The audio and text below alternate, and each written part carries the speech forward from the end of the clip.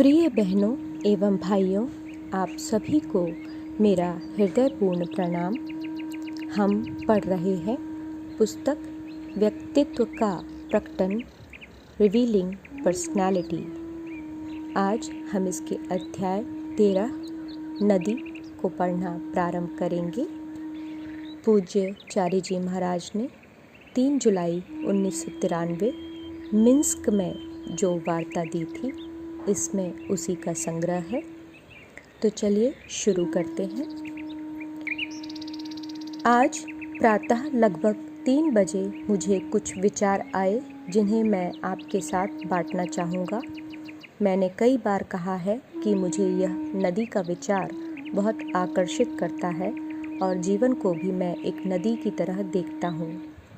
किसी भी नदी के 2 किनारे होते हैं। दाहिना कौन सा है, बायां कौन सा? यह एक महत्वपूर्ण प्रश्न है, पर क्या यह मायने रखता है? हमारे जाने की दिशा से ही नदी के किनारे का पता चलता है कि इसका कौन सा किनारा दाहिना है और कौन सा बायां। अगर मैं नदी के बहने की दिशा में एक नाव में बैठकर जा रहा हूँ, तो मेरे दाहिने हाथ दाहिना किनारा और बाएं हाथ बायां किनारा होगा। मैं इन्हीं विपरीतताओं के बारे में विचार कर रहा था। सच और झूठ, अच्छा और बुरा, नैतिक और अनैतिक, ऐसी कई बातें। यदि मैं अपने लक्ष्य की ओर जा रहा हूँ, तो जो मेरे लिए दाहिनी दिशा है, वह उस व्यक्ति के लिए दाहिनी दिशा नहीं हो सकती जो मेरे सामने से आ रहा है।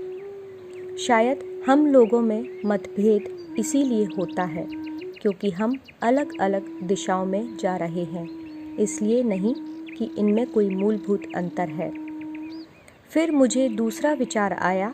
मान लो नदी बहुत संकरी है, एक छोटी सी नहर जैसी, तो दाहिना और बायां दोनों ही किनारे मेरे बहुत नज़दीक होंगे और शायद नज़दीकी के कारण दोनों में कोई अंतर नहीं लगता, क्योंकि वे भी एक दूसरे के बहुत पास हैं। इसलिए जब हम संकीर्ण मानसिकता रखते हैं, तो हम मतानुवादी यानी डॉगमैटिक बनने लगते हैं और कहने लगते हैं यह सही है, यह गलत है, जबकि वे एक दूसरे के बहुत निकट हैं। व्यक्तियों में संकीर्ण मानसिकता का यही चिन्ह है। एक ही ढंग से काम करने के तरीके के प्रति हमारा लगाव, जिसमें लचीलापन नहीं, बदलाव नहीं, हमारी संकीर्ण मानसिकता की देन है। उदाहरण के लिए, कोई दार्शनिक लक्ष्य की दूरी के बारे में नहीं पूछता। उसका ध्येय केवल लक्ष्य को जानने का रहता है, क्योंकि लक्ष्य चाहे जितनी दूर हो, उसे तो वहाँ पहुँचना ही है। फिर दूरी की चिंता क्यों? इससे तो एक कमज़ोरी प्रकट होती है कि लक्ष्य निकट होगा तो मैं जाऊँगा, दूर होगा तो नहीं। यह तो उस प्रेमी की तरह हुआ जो अपनी प्रेमिका से कहे, अगर तुम दरवाजे पर मिली तो तुमसे मिलूँगा, अगर मॉस्को चली गई तो नहीं मिलूँगा। प्रेम में कोई दूरी नहीं हो सकती, क्योंकि प्रेम दूरी को छोटा करके हमारे मिलन को संभव बना देता है। जब प्रेम नहीं होता, दूरियां बहुत बढ़ती हुई प्रतीत होती हैं। जो प्रेम प्रेमी की निकटता पर आधारित हो, वह असली नहीं है। वास्तव में दूरी से तो प्रेम बढ़ना चाहिए, न कि घटना। महात्मा गांधी के जीवन काल में यदि कोई उनके पास जाकर कहता कि हम आपस में प्रेम करते हैं और विवाह के लिए आपका आशीर्वाद चाहते हैं, तो वे जोर देते थे कि 1 साल तक तुम लोग मिलोगे भी नहीं। अगर 1 साल बाद भी आपस में विवाह करना चाहते थे, तभी वे स्वीकृति देते थे। फिर मुझे एक विचार आया कि यदि नदी चौड़ी और चौड़ी होती जाए और हम उसके बीच में हों, तब दाहिना और बायां किनारा दोनों ही समान रूप से दूर हो जाएंगे और धारा प्रवाह बीच में अधिकतम होगा। इसलिए मुझे दाहिने या बाएं के प्रति आसक्त न होकर बीच में ही आगे बढ़ते जाना है। ऐसे व्यक्ति के लिए, जिसे हम आध्यात्मिक अभ्यासी या साधक कहते हैं, सही गलत, अच्छा बुरा, दाहिना बायां आदि के विचार धीरे धीरे समाप्त होने लगते हैं। ना कहीं कुछ सही होता है ना ही गलत। अब अगर नदी इतनी विशाल हो कि मैं उसके किनारे भी देख ना पाऊँ, तो मैं केवल नदी की धारा के साथ बहते हुए ही लक्ष्य की ओर जा सकता हूँ, न कि किनारों को देखते हुए। अच्छे बुरे, नैतिक अनैतिक विचारों की ज़रूरत तो संकीर्ण मानसिकता वाले, पूर्वाग्रह से ग्रसित बेवकूफ़ व्यक्तियों को ही होती है। जो संतों की राह पर चल रहा हो, उसके लिए विचारों का कोई महत्व नहीं रह जाता। उसकी निगाह तो हमेशा लक्ष्य पर टिकी रहती है। अब अगर वह समुद्र में तैर रहा हो, तो किसे सही कहें, किसे गलत, किसे लक्ष्य और किसे लक्ष्यहीनता। अब केंद्र ही लक्ष्य बन जाता है। इसलिए सहज मार्ग में केंद्र की अवधारणा है। यही जीवन का केंद्र है। हमारा जीवन, जो मेरे विचार से एक नदी के समान है, हमेशा अपने लक्ष्य की ओर बहना चाहिए।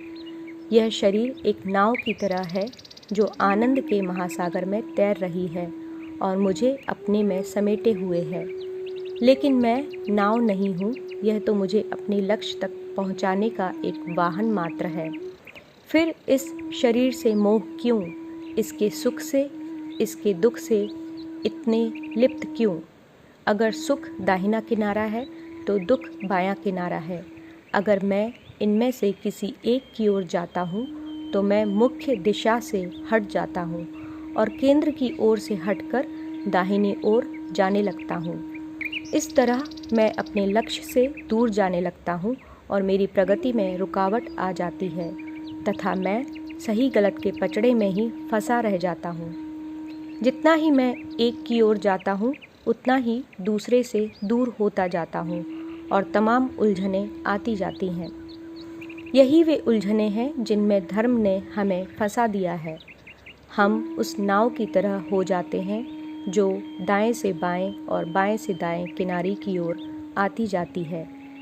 टेढ़ी मेढ़ी भी नहीं, एकदम सीधी, कोई गति नहीं, क्योंकि वह गलत की ओर जाता है, फिर सही की ओर आता है और इसी चक्कर में फंसा रहता है। अब हमें यह समझना चाहिए कि नदी के लिए तो किनारे बहुत ज़रूरी हैं, वरना नदी का अस्तित्व ही नहीं रहेगा। लेकिन ऐसा हमारे लिए नहीं है। हमें तो नदी के बीच में से जाना है। मानव अस्तित्व जो एक उद्देश्य से लक्ष्य की ओर बढ़ रहा है, उसे सही या गलत के बारे में चिंता नहीं करनी चाहिए। यहाँ एक किनारा उतना ही महत्वहीन है जितना दूसरा किनारा।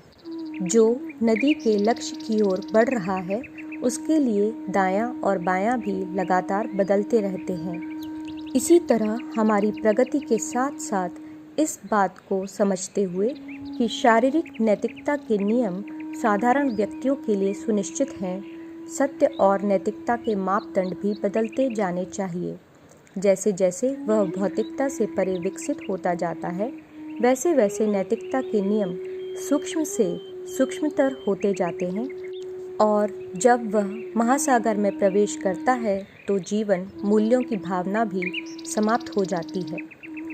इसलिए मैंने अपने मालिक बाबूजी महाराज को मूल्यों के बारे में पूछे गए प्रश्नों को सदैव टालते हुए पाया। क्या सच है, क्या झूठ? वे कहते, यह सब आपके ऊपर निर्भर करता है। क्या उचित है, क्या अनुचित? फिर से यह आप पर निर्भर करता है। अगर बच्चा बीमार है और उसके मांगने पर वह वस्तु दे दें जो उसे देने की मनाही है, तो यह उचित है या अनुचित? मना करना कब उचित है और कब अनुचित? तो आपने देखा कि उचित अनुचित का कोई निश्चित मापदंड नहीं है। जैसे सोलोमन का प्रसिद्ध न्याय, जब दो महिलाओं ने एक ही बच्चे को अपना बताकर उसके लिए दावा किया। एक माँ असली थी, दूसरी नकली। उसने यह जानने की कोशिश नहीं की कि कौन असली है, कौन नकली। उसने कहा, बच्चे को मेरे सामने लाओ, और अंगरक्षक को बुलाकर कहा, बच्चे के 2 टुकड़े कर दो और एक एक टुकड़ा दोनों को बांट दो। असली माँ रोती हुई बोली, नहीं हुजूर, ऐसा मत कीजिए, बच्चा उसी को दे दीजिए। तब सोलोमन ने कहा, बच्चे को तुम ले लो, यह तुम्हारा ही बच्चा है। अब कोई कह सकता है, वह कैसा बेवकूफ़ राजा था। यह भी कोई तरीका है असली माँ का पता लगाने का? क्या सोलोमन बच्चे के टुकड़े करने का आदेश दे सकता है? ऐसे प्रश्न बेवकूफ़ मन की ही उपज हो सकते हैं, जिनको कार्य के पीछे छिपे इरादे का ज्ञान ही ना हो। किसी बात को अच्छा या बुरा, सही या गलत, नैतिक या अनैतिक मानना विचार या कर्मों के मूल में रहता है। शिष्य के प्रति गुरु का इरादा सदा ही उसकी प्रगति का होता है।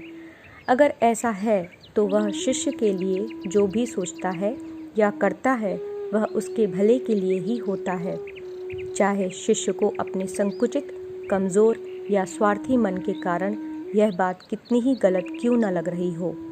हर वह बच्चा जिसे उसकी माँ ने बीमारी के कारण बिस्कुट देने से मना कर दिया हो, अपनी माँ को बेरहम समझता है और मानता है कि वह उसे प्यार नहीं करती, जबकि होता इसके विपरीत है। आज हमारे समाज में आप हर जगह यह बेवकूफ़ी देख सकते हैं। बच्चों को आज़ादी मिलनी चाहिए, उन्हें अपने हिसाब से, अपनी इच्छा से विकसित होने देना चाहिए। ऐसा सोचने वाले माता पिता या तो बेवकूफ़ हैं या अपने बच्चों से प्यार नहीं करते। आध्यात्मिकता में गुरु और शिष्य के बीच के रिश्ते में प्रेमी यानी शिष्य केवल अपने प्रियतम यानी मालिक को ही देखता है, मालिक को ही सुनता है, मालिक का लिखा ही पढ़ता है, मालिक का ही अनुसरण करता है। यह भी सतत स्मरण है, क्योंकि जब आप सतत स्मरण में रहते हैं तो आप केवल प्रेमी के साथ होते हैं, किसी और के साथ नहीं, अपने विचारों में भी नहीं, क्योंकि विचार ही सारे झगड़े की जड़ हैं। इसलिए जब विचारों का नियमन करके उन्हें प्रेमी की ओर मोड़ दिया जाता है, तब यह नदी के बीचों बीच बहने के समान हो जाता है, ना कोई दायां ना कोई बायां।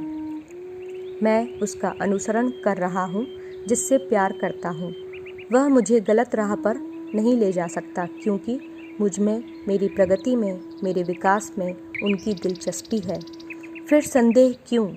निसंदेह यदि वह टेढ़ा मेढ़ा चलने लगे तो आपको संदेह करना चाहिए कि आप जिसका अनुसरण कर रहे हैं वह सही मार्गदर्शक है अथवा नहीं। इसीलिए बाबूजी कहा करते थे, जब आपको सही गुरु मिल जाए तो स्वयं को उसके साथ बांध लीजिए, उसे जाने मत दीजिए। उसी तरह जैसे मेरी छोटी सी नाव को किसी बड़े जहाज से बांध दिया जाए। मुझे परिश्रम करने की कोई ज़रूरत नहीं, क्योंकि वही मुझे खींच कर ले जा रहा है। लेकिन अगर मैं उसी रस्सी को काट दूं जिससे मैं जुड़ा हुआ हूँ, तो वह आगे चला जाएगा और मैं पीछे अकेला रह जाऊंगा। स्थूलतम स्तर पर यह भौतिक संपर्क है, जैसे एक माँ अपने बच्चे को उंगली पकड़कर किसी भीड़ भरे बाजार में ले जाती है। सूक्ष्म स्तर पर यह आध्यात्मिक संबंध है। इसीलिए बाबूजी महाराज हमेशा कहा करते थे, मैं किसी अभ्यासी के साथ अपना संबंध कभी नहीं तोड़ सकता, क्योंकि मेरा यह उद्देश्य नहीं है। लेकिन अभ्यासी जब चाहे मुझसे नाता तोड़ सकता है। इस बंधन को अटूट रखने के लिए आवश्यक है कि अभ्यासी में दृढ़ निश्चय, आस्था और प्रेम हो। अगर ऐसा संबंध बन जाता है तो फिर दूरी का कोई अर्थ नहीं रह जाता। दूरी का अर्थ नहीं तो समय का भी कोई अर्थ नहीं। हम आकाश और काल की चेतना भी खो देते हैं। फिर हम सब जगह हैं और कहीं भी नहीं, और यही ईश्वर की परिभाषा है। यही हमारा लक्ष्य है। यही हमारे लिए अपने लक्ष्य में रहना संभव बनाता है, भले ही हम कहीं भी रहें, क्योंकि लक्ष्य कहीं और नहीं है, वह तो जहाँ मैं हूँ वहीं होना चाहिए। इसलिए आप समझे, यह हास्यास्पद विचार है कि ईश्वर हमारे पास आता है। कहाँ से आता है और कहाँ आता है? वह तो तुरंत आ सकता है, इसलिए क्योंकि वह हर समय हर जगह विद्यमान है। हमें ही उसे पुकारना है, उसकी ओर दौड़ना है, उसके लिए रोना है, क्योंकि हम एक समय में एक ही स्थान पर हैं। अब उसके साथ सदा शाश्वत रूप से रहने के लिए आकाश और काल की सीमा भी समाप्त होनी चाहिए। हमारी सहज मार्ग पद्धति में, ध्यान में यही होता है, और मैं आशा करता हूँ कि बाबूजी महाराज आप लोगों को उसी अवस्था का आशीर्वाद देंगे। धन्यवाद। यह अध्याय यहीं समाप्त होता है। अगले अध्याय को लेकर हम शीघ्र ही मिलेंगे। तब तक के लिए आप सबका हृदयपूर्वक धन्यवाद एवं आभार।